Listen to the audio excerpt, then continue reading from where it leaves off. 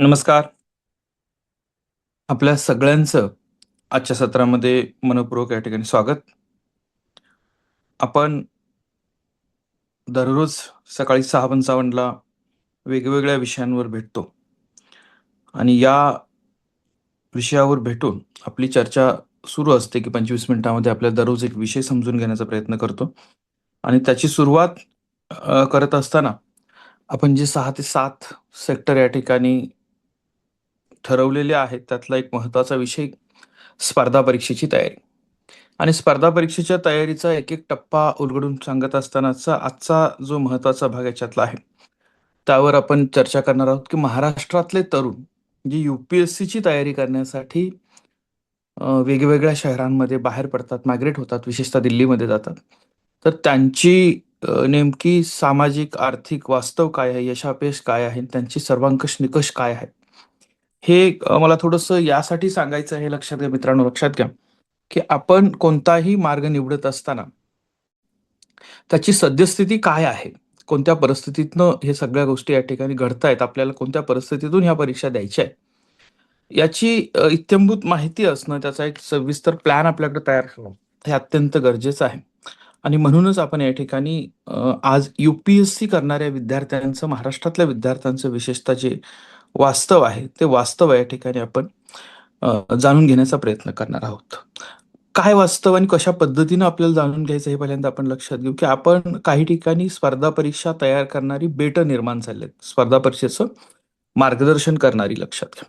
कालच मी काही विद्यार्थ्यांशी बोलत होतो दिल्लीमध्ये आणि मराठी विद्यार्थी जे आपल्या या ठिकाणी तयारीसाठी येतायत आणि त्यांनी केलेलं जे वर्णन होतं म्हणजे आपल्याला ग्रामीण भागामध्ये असणारे आज नागपूरमध्ये असतील किंवा तुम्ही या ठिकाणी कुठल्याही भागामध्ये जर असाल सगळ्याच्या ग्रामीण ग्रामीण म्हणत असताना, की ज्यांना आकर्षण आहे म्हणजे थोड्याशा छोट्या शहरांमध्ये असणाऱ्या विद्यार्थ्यांना अ, अ, महाराष्ट्रातल्या इतर भागातून पुण्यात येण्याचं आकर्षण आहे.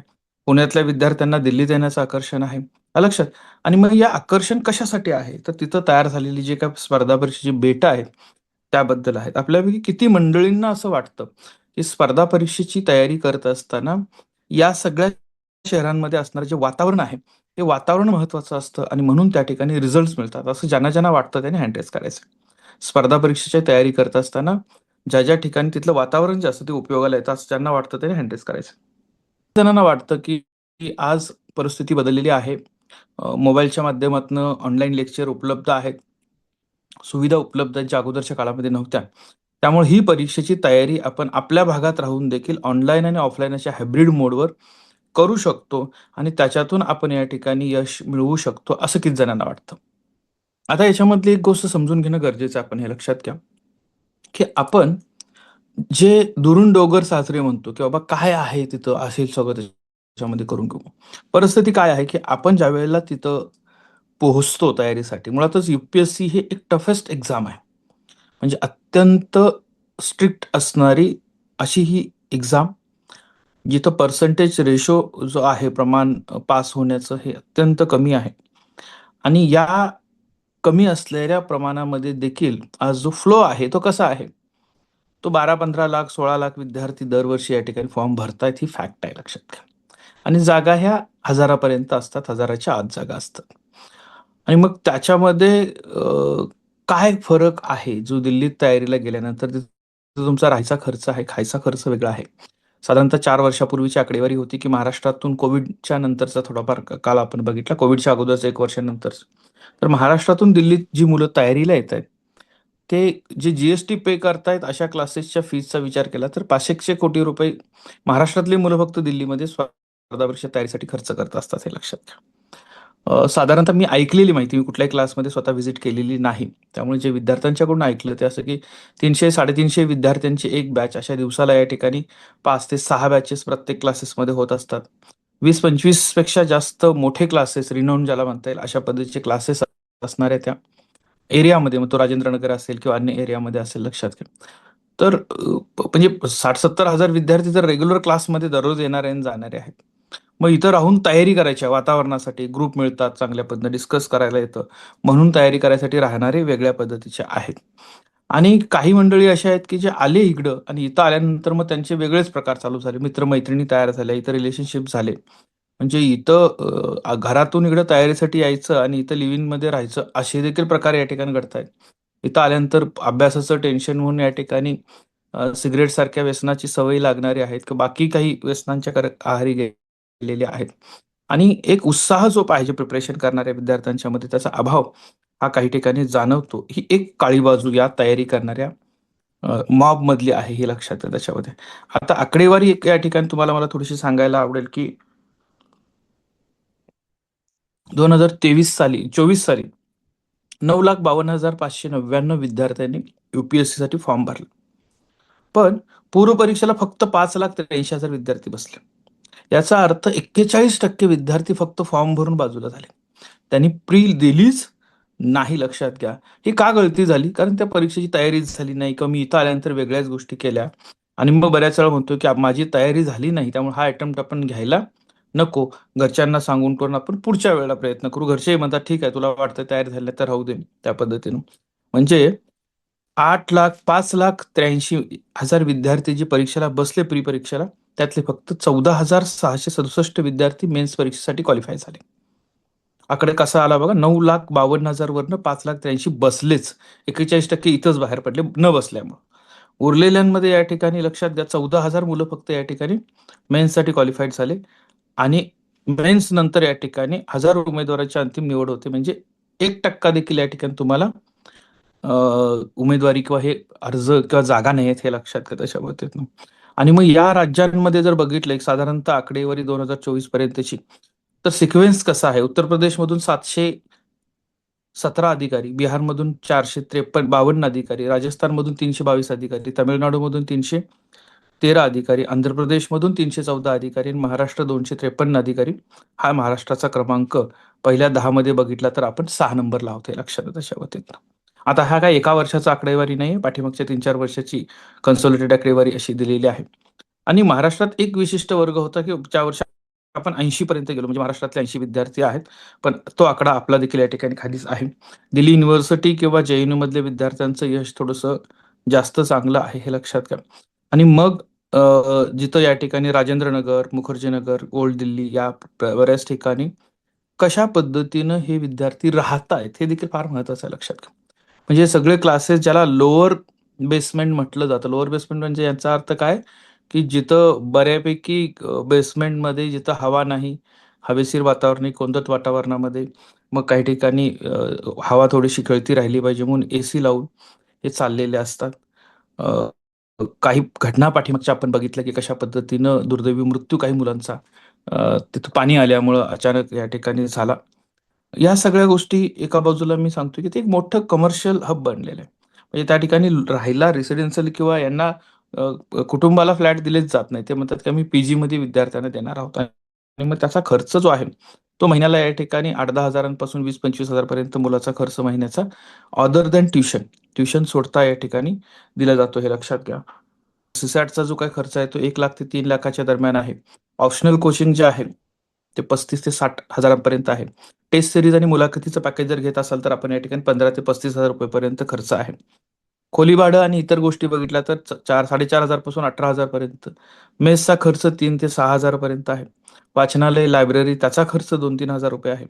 आणि मासिक असतील, वर्तमानपत्र असतील त्यासाठी या ठिकाणी 1.5 ते 6 हजार रुपये आपले महिन्याचे जातात. वायफाय आहे, प्रवास आहे, इतर खर्च तुमचा जो आहे त्यासाठी धरणार. म्हणजे साधारणतः या ठिकाणी 1 वर्ष दिल्लीत कोचिंग राहून तुम्ही शिकायचं असेल तर 4 ते 5 लाख रुपये कमीत कमी खर्च येतो. आणि दिल्लीमध्ये आलेला विद्यार्थी हा एका वर्षात परत जाण्याचं प्रमाण फार कमी असतं. 2 वर्ष, 3 वर्ष तो राहतो. आणि मग याचा कुटुंबामागे येणारा जो खर्च आहे, तो 6 ते 7 लाख रुपये खर्च आहे, लक्षात त्याच्या बाबतीत. आता याला पण अपॉर्च्युनिटी कॉस्ट नावाचा एक प्रकार असतो. म्हणजे काय, की तुम्ही समजा इंजिनिअरिंग झालं आणि इंजिनिअरिंग झाल्यानंतर, BCom झाल्यानंतर, BA झाल्यानंतर, BSc झाल्यानंतर डायरेक्ट कुठे जॉब न घेता तुम्ही तयारीसाठी 4 वर्ष, 5 वर्ष इथं आलात. जर प्लेसमेंट घेतली असती आणि तिथं जर करता या ठिकाणी तुम्हाला नोकरी मिळाली असती चांगल्या पद्धतीने, म्हणजे एखादा इंजिनियर्स त्यांनी लगेच प्लेसमेंट घेतली असती, तर साधारणतः या 5 वर्षामध्ये नाही म्हटलं तरी तो या ठिकाणी 50-60 लाख रुपये कमवू शकला असता. तो देखील खर्च याच्यामध्ये ऍड करणं गरजेचं आहे, जी या ठिकाणी विचारात घेतली जात नाही, लक्षात घ्या त्याच्या बाबतीत. अडचण आहे की मी शहरात आल्यानंतर मला असं वाटतं की माझ्या आई वडिलांनी किंवा मी स्वतः सगळ्यांना सांगितलेलं असतं की मी आता या ठिकाणी अधिकारीच होऊन येणार आहे. म्हणजे अधिकारी होऊनच ये याचा अर्थ तिथं ती डिग्री कोणीतरी घेऊन ठेवलेला आहे. आपल्या नाव लिहूनच ठेवलेलं आहे. फक्त आपण नंबर लावून थांबायचा, आपला नंबर आला की घेऊन यायचा आहे. असं कदाचित बऱ्याच वेळा सांगितलं जातं. आजूबाजूला बोललेलं असल्यामुळं आपल्यामध्ये कसं फेस करू त्यांना हा एक भाग असतो आणि त्यामुळे एक खोटी आशा पकडतो आपण. त्याच्यामध्ये घरच्यांना फसवलं जातं, की माझी तयारी होते. 1 मार्काने गेली, 2 मार्कांनी गेली, थोडासा फरक पडला. मला या ठिकाणी पुढे थोडंसं जायचं आहे, प्रयत्न करायचे आहेत. अशा बऱ्याच गोष्टी या ठिकाणी होतात. शेतकरी कुटुंबातली मुलं ज्यावेळेला फक्त दुसरा चाललाय त्यामुळे माझ्या मुलाला इथं होणारच नाही, तो तिथंच गेला पाहिजे म्हणून पालक पाठवतात. तो खर्च बऱ्याच वेळा कर्ज काढलेलं असतं. जमिनीवर कर्ज काढलेलं असतं, जमीन विकून किंवा काही गोष्टी गहाण ठेवून या ठिकाणी पैसे दिलेले असतात. सुरुवातीचा काही काळ या मुलांना याचं भान असतं किंवा भान कायमच राहतं, लक्षात घ्या. पण ते वास्तव स्वीकारत नाहीत, की थोडंसं हे आपल्या हाताबाहेर चाललेलं आहे आणि हे लवकर या ठिकाणी आपण यातनं बाहेर पडलं पाहिजे. याचं भान राहत नाही किंवा एक अपेक्षा असल्यामुळे शेवटच्या क्षणापर्यंत लढण्याचं, गिव्ह अप करायचं नाही, अशा पद्धतीची एक या ठिकाणी भूमिका घेतली जाते आणि विद्यार्थी तिथं टिकून राहण्याचा प्रयत्न करतात. टिकून राहण्याचा प्रयत्न म्हणण्यापेक्षा या ठिकाणी एक अत्यंत प्रतिकूल अशा अनुकूल तुम्हाला वाटलं, मी सुरुवात केली की अनुकूल वातावरणामध्ये होतं का? तर ते अनुकूल वातावरण या विद्यार्थ्यांना मिळत नाही. घरापासून आपण लांब असतो. राहायच्या-खायच्या सोयीमध्ये थोडीशी गैरसोय होण्याची शक्यता असते आणि सगळ्यात महत्त्वाचं, ज्या कोचिंगसाठी तुम्ही इथं आलात, 350 विद्यार्थ्यांची जर बॅच असेल, तर तिथं दर 50-100 विद्यार्थ्यांच्या नंतर मोठ्या-मोठ्या स्क्रीन लावलेल्या असतात मोठ्या वर्गामध्ये. आणि मग पहिल्या 4 रो सोडल्या की नंतरच्या या ठिकाणी विद्यार्थ्यांना ते स्क्रीनवरच लेक्चर बघायचं आहे, जे घरात पण चांगल्या पद्धतीने आपण बघू शकतो. मग घरात बघू शकतो तर दिल्लीत येण्याची काय आवश्यकता आहे? आपल्या घरात बसून देखील तेच लेक्चर ऑनलाईन पद्धतीने उपलब्ध आहेत. याचा विचार कुठेतरी आपल्या विद्यार्थ्यांनी करणं गरजेचं आहे, लक्षात घ्या. कारण जर घरासमोर वातावरण मिळतं, म्हणजे मला एका विद्यार्थ्याने सांगितले, की "सर मी इथं राहिलो, तर मला तो क्लास अटेंड करण्यासाठी पुढच्या रांगेत बसायचं असेल तर 1 तास अगोदर तिथे जाऊन लाईन राहून थांबावी लागते, तर पुढे जागा मिळू शकते." पुन्हा तो क्लास संपला की तिथं डिस्कशन वगैरे होतं असं आहे का? नाही. प्रत्येकजण क्लास सुटला की बाहेर पडतो, आपलं-आपलं मोबाईलमध्ये बघत तो निघून गेलेला असतो आपल्या-आपल्या ह्याच्यामध्ये तर. मग त्याच्यानंतर त्याने सांगितलं की जर स्क्रीनवरच बघायचं असेल तर इथं थांबायला काय अडचण आहे. बरं इथं थांबल्यानंतर मला माझे कपडे धुवायचे आहेत, मला माझ्या या ठिकाणी इतर गोष्टी करायच्या आहेत, मला माझं साफ-सफाई रूमची वगैरे सगळ्या गोष्टी मला करायच्या, माझा तिथं वेळ जातो. पण हेच जर मी घरात राहीन, गावाकडे राहील, तर मला हा सगळा वेळ माझा वाचणार आहे. माझ्या कुटुंबाच्या मी संपर्कात थोडाफार राहील आणि या ठिकाणी अ, कदाचित जास्त चांगल्या पद्धतीने मी प्रिपरेशन करू शकेल. अशा विचारांपर्यंत आपले काही विद्यार्थी पोहोचलेत. त्याचाही मला आनंद आहे, की या गोष्टीची परिस्थिती वास्तववादी जी काही बाब आहे आपण स्वीकारायला तयार केलेली, स्वीकारायला लागलेलो आहात हे लक्षात घ्या. त्यामुळे आपण या ठिकाणी हा जो खर्च आहे, या खर्चांपेक्षा त्याची जी मानसिकता आहे, म्हणजे दीर्घकाळ तुम्ही तयारी करत होता आणि त्याच्यानंतर या ठिकाणी तुम्ही अपयशी झालात. त्याचा परिणाम फक्त तुमच्यावर होत नाही.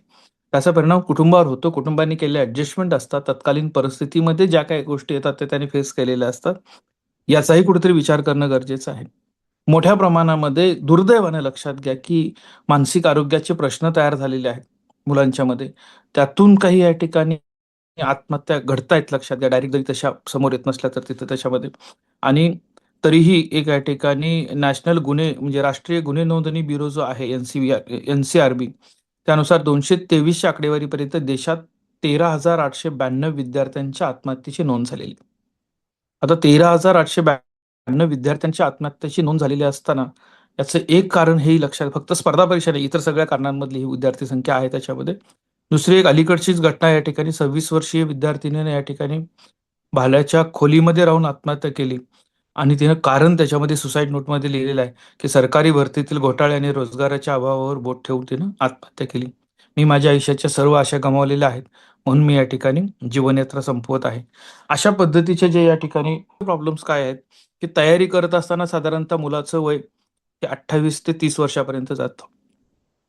म्हणजे तोपर्यंत तुम्ही बेरोजगार राहता आणि बेरोजगार विद्यार्थी लग्नाच्या मार्केटमध्ये जर उतरतील, तर त्यांना फारसा या ठिकाणी स्कोप राहत नाही. म्हणजे महिला उमेदवारांच्यावर हा प्रचंड दबाव असतो, की मुलगा बघतोय, की तो 2-3 वर्ष लग्न करणार नाही. का? कारण मला अजून तयारी करायची आहे, हे लक्षात घ्या. मग मुलींच्यावर प्रेशर काय असते, की तुला आम्ही 2-3 वर्ष देतो, तेवढ्या वयात तुझं झालं तर ठीक आहे, नाहीतर आम्ही तुझं लग्न लावून देतो. म्हणजे मुलांच्यासाठी 28, 29, 30 वर्षापर्यंत त्याला स्कोप आहे, की तू कर, तुझं होईल त्यावेळेला बघू. पण मुलींच्यासाठी मात्र या ठिकाणी सामाजिक ह्या सगळ्या परंपरेचा विचार करता सांगितलं जातं, की 2-3 वर्षात तुझं झालं तर ठीक आहे, नाहीतर मुलगा बघून आपल्याला लग्न करायचं आहे. त्यामुळे त्या कमी वेळेचं एक प्रेशर म्हणजे इथं जे जेंडर इक्वेलिटी म्हणतो ना आपण, ती इथं आपल्याला दिसत नाही. मुलींनी त्या कमी वेळेत केलंच पाहिजे. मुलांना या ठिकाणी 5-6 वर्ष देखील या ठिकाणी तयारी करून अजून वेळ पाहिजे असला तर दिला जातो. हा एक भाग आहे त्याच्यामध्ये लक्षात घ्या.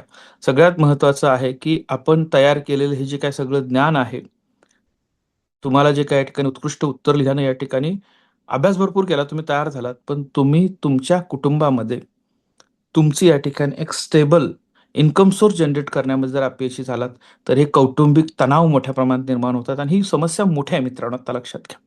की लग्नाचं वय वाढत गेलं, योग्य वयामध्ये अपॉर्च्युनिटी आपण घेतल्या नाहीत, स्वतःचं स्वावलंबन आपण स्वीकारलं नाही आणि त्यामुळं समाजामध्ये बरीच मुलं आता बघतात, की मला लग्नच करायचं नाही. का?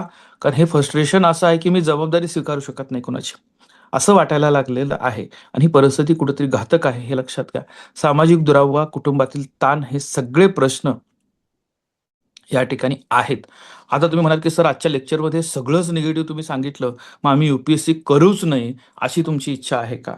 तर मित्रांनो प्रयत्न हा आहे, की तुम्ही अत्यंत डोळसपणे या स्पर्धा परीक्षेच्या तयारीकडे उतरलं पाहिजे. आणि ते कशा पद्धतीने, की तुम्ही हे स्वीकारा पहिल्यांदा. हे फक्त तुम्हाला दिसतं तितकं रंजक आणि आकर्षक चित्र नाही, त्याच्या पाठीमागची ही काळी बाजू देखील आहे. ही पहिल्यांदा आपण स्वीकारू, समजून घेऊ, त्याची रिस्क असेसमेंट करू आणि मग या आपण स्पर्धेमध्ये उतरूया लक्षात घ्या. आणि रिस्क असेसमेंट केल्यानंतर या ठिकाणी कॅल्क्युलेटिव्ह रिस्क जे घेणं असतं, ते फार महत्त्वाचं असतं लक्षात घ्या. त्यामुळं आपण हे समजल्यानंतर ज्या दिवशी आपण निर्णय घेतो, की मला स्पर्धा परीक्षा द्यायची आहे, त्या दिवशीच्या प्रश्नाचं उत्तर, की मी झालो अपयशी तर माझा प्लॅन बी काय?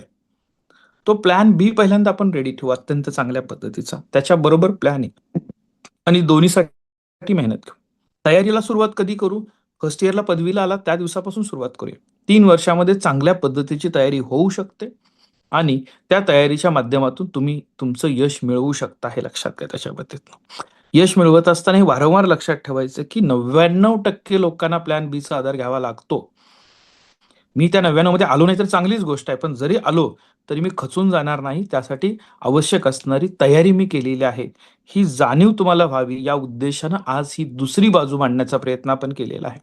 मग आता पुढच्या कालावधीमध्ये या सत्रांमध्ये आपण यू-पी-एस-सीचा संपूर्ण सिलेबस घेणार आहोत. त्याचं वेळापत्रक घेणार आहोत. अभ्यास करण्याच्या चांगल्या पद्धती कोणत्या त्याच्यावर चर्चा करणार आहोत. यू-पी-एस-सी झाल्यानंतर मग या ठिकाणी अन्य स्पर्धा परीक्षेच्या बाबतीतलं माहिती घेणार आहोत. चांगल्या पद्धतीची टेक्नॉलॉजी वापरून कशा पद्धतीने प्रिपरेशन करण्यामध्ये मुलं आता पुढे यायला लागलेली आहेत. त्याचा विचार आपण करणार आहोत. पण आजचा प्रयत्न हा होता, की फक्त स्पर्धा परीक्षेची बेट कुठेतरी नाव झालेलं आहे, म्हणून तिथं जाणं आणि गेल्यानंतर या ठिकाणी मुळात लक्षात घ्या त्याच्यामध्ये एक पद्धत आपल्या विद्यार्थ्यांनी चांगली राबवली. मला आवडली ती लक्षात घ्या. काय? आपण तिथं जायचं, घरातनं सांगून मी आता तयारीला जातो आणि गेल्यानंतर या ठिकाणी काहीतरी कारण सांगून परत येणं जमत नाही. त्यामुळे तसंच काढायचं. त्यापेक्षा आता काही मुलांनी प्रयत्न केला, की ते आपल्या करिअर कट्ट्याच्या, की आपण जातानाच घरात सांगून जाऊ, की मला 1 महिना जाऊ द्या. तिथली व्यवस्था बघू द्या कशी आहे, काय करायची ते सगळी. मी कोर्स नाही लावणार. 1 महिना तिथं राहीन. तिथली व्यवस्था बघेन काय आहे, काय नाही. रुचणार आहे का, पटणार आहे का, त्यातनं काय पॉझिटिव्ह मिळणार आहे का, हे बघू द्या. आणि मग ठरवेन मी, की तिथं करायचं का मला घरी बसून अभ्यास करायचा आहे. यामुळं काय झालं, की त्यांनी इथे येऊन वास्तव बघितलं. बघितल्यानंतर ते घरच्यांना सांगितलं, की हे बघता मला असं वाटतंय, की मी घरी राहून या ठिकाणी करू शकतो. इथं त्या मुलांच्या नैतिकतेचा विचार करणं गरजेचं आहे मित्रांनो लक्षात घ्या. पालकांची खर्च करण्याची तयारी आहे. पालक पैसे देऊ शकतात. मग त्या पैशांवर मी इथं राहून एन्जॉय करू शकतो. मला स्वातंत्र्य मिळतं. घरच्यांपासून मी थोडासा अलिप्त राहतो. असा विचार न करता त्यांनी विचार केला, मला जर खरोखर यू-पी-एस-सी करायची असेल, तर या वातावरणामध्ये राहून मला ते होणार नाही. माझा वेळ वाया जाईल. हे सगळंच मी घरी राहून करू शकतो. हा विचार तुमच्या मनामध्ये आला म्हणजे त्यांनी घरच्यांना फसवण्यापेक्षा स्वतःला वास्तव या ठिकाणी स्वीकारलं आणि तो निर्णय घेतला. याचं कौतुक आहे लक्षात घ्या आणि असे निर्णय तुमच्याकडून देखील होणं गरजेचं आहे, जे रिअलिस्टिक असतील हे लक्षात घ्या. त्यामुळे अशा पद्धतीचा एक विचार आपण करूया. आपण कुठल्याही पद्धतीनं लक्षात घ्या, की यासाठी नाही उतरायचं आहे. काय? की आपण या ठिकाणी इथं उतरत असताना यश मिळवायचं आहे का? तर 100% मिळवायचं आहे. अपयश आलं तर खचून न जाण्यासाठी प्लॅन करून आपण उतरायचं आहे हे लक्षात घ्या. तर आपल्याला या ठिकाणी अडचणी येणार नाहीत. या व्याख्यानमालेच्या माध्यमातून आपण हा विषय तुमच्यापर्यंत पोहोचवत असताना सातत्याने हाच विचार करतोय, की विद्यार्थ्यांना योग्य माहिती मिळाली पाहिजे, योग्य मार्गदर्शक मिळाले पाहिजेत. विद्यार्थी हा विद्यार्थीच राहिला पाहिजे. तो ग्राहक नाही झाला पाहिजे. काय म्हटलं विद्यार्थ्यांनो, लक्षात घ्या मित्रांनो, की विद्यार्थी हा विद्यार्थीच राहिला पाहिजे, तो ग्राहक नाही झाला पाहिजे. याचा अर्थ काय, की आज या ठिकाणी लक्षात घ्या, की जे पॅकेज बनवले जातात, शब्द कसा आहे बघा, पॅकेज बनवले. पॅकेजमध्ये काय दिलं जातं? तुम्हाला या ठिकाणी टेस्ट सिरीजसाठी वेगळे पैसे, लेक्चरसाठी वेगळे पैसे, पर्सनल मेंटरशिपसाठी वेगळे पैसे, आलं लक्षात? हा कोर्स नंतर रिव्हिजनच्या बॅचसाठी वेगळे पैसे, असे वेगवेगळे पॅकेज बनवून या ठिकाणी ट्रीट केलं जातं. आणि मग कस्टमरची एंगेजमेंट ठेवली जाते सातत्यानं. यासाठी प्रत्येकातला थोडासा भाग या ठिकाणी बाकी ठेवला जातो, त्याने परत आलं पाहिजे यासाठी. हे जे सगळ्या मार्केटिंग स्ट्रॅटेजी आहेत त्याच्यामध्ये आपण अडकतोय का? म्हणजे सगळे टॉपर येणारे विद्यार्थी प्रत्येक क्लासमध्ये जात असताना आता काही विद्यार्थी म्हटले की काही नावं झालेत प्रसिद्ध. ती नावं प्रसिद्ध झाली म्हणजे ज्याच्यामुळे प्रसिद्ध झाली ती व्यक्ती तिथं आज शिकवते का? बऱ्याच ठिकाणी याचं उत्तर नाही. व्यवस्था आहे, त्या व्यवस्थेचं नाव झालेलं आहे, त्यामुळे तिथं लोक पोहोचतायत.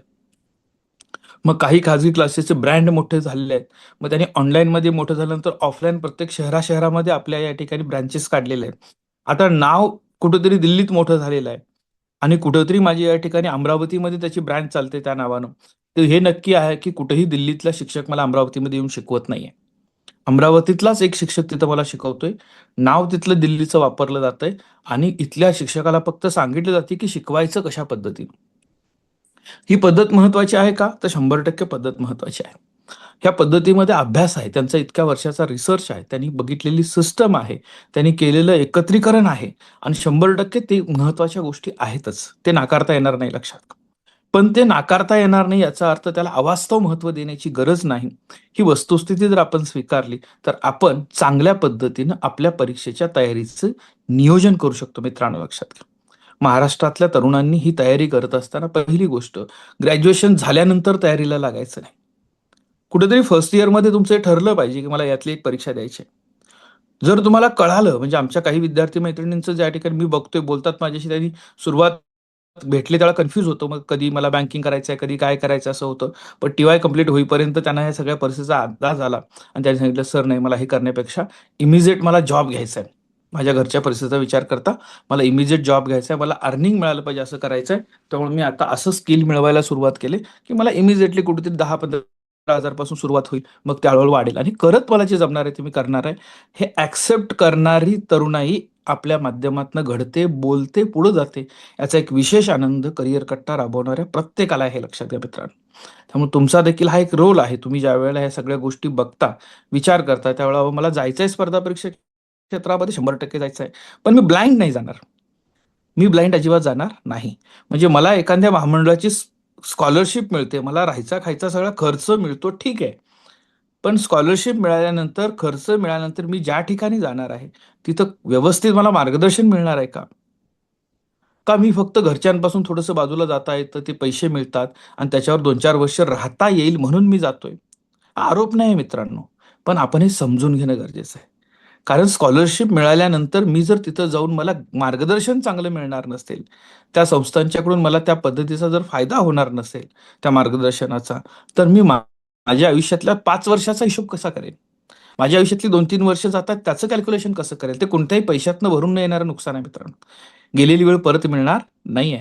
याचा देखील कॅल्क्युलेटिव्ह विचार असणं आपलं हे अत्यंत गरजेचं आहे. त्यामुळं आपण आपल्या आजूबाजूच्या परिस्थितीचं संपूर्ण आकलन करूया. वास्तववादी विचार घेऊन आपण या क्षेत्रात उतरूया आणि उत्तुंग यश मिळवण्यासाठी स्वतःला तयार करूया. तुम्ही हे तयार कराल यासाठी तुम्हाला शुभेच्छाच आहेत. महाराष्ट्रातल्या प्रत्येक विद्यार्थ्यांपर्यंत हा विचार गेला पाहिजे. आपण कमकुवत अजिबात नाही आहोत, पण आपण वास्तववादी आहोत. आपल्याकडे असणाऱ्या क्षमतांचं भान ठेवून, समाजामध्ये असणाऱ्या परिस्थिती ज्या आहेत त्याची या ठिकाणी जाणीव ठेवून, मात करण्यासाठी एक प्लॅन बीचा भक्कम आधार घेऊन आपण या क्षेत्रात उतरूया. म्हणजे करिअरच्या वाटेवरच्या प्रत्येक क्षणाला आपल्याला एन्जॉय करता येईल. ती प्रक्रिया देखील आपल्याला या ठिकाणी अनुभवता येईल. ही प्रक्रिया अनुभवत या ठिकाणी उद्दिष्टांपर्यंत पोहोचणं हे ज्याला शक्य झालं, त्याला या ठिकाणी अत्यंत चांगल्या पद्धतीनं स्वतःचं करिअर या ठिकाणी निवडता येईल, प्लॅन करता येईल असं मला वाटतं. आजच्या सत्रामध्ये सहभागी सगळ्यांचं मनःपूर्वक या ठिकाणी आभार. आजच्या दिवसासाठी तुम्हाला मनःपूर्वक शुभेच्छा. माझा पुन्हा एकदा आजचा टास्क तुम्हाला काय आहे? करा तुम्ही ChatGPT वापरा, Gemini AI वापरा, वेगवेगळे टूल वापरा आणि असाच टास्क द्या. प्रॉम्प्ट जो मी दिला त्या पद्धतीनं स्पर्धा परीक्षेची तयारी करणाऱ्या मुलांचे वेगवेगळ्या शहरामध्ये गेल्यानंतर होणारा आर्थिक खर्च, मानसिक आरोग्य, आलं लक्षात?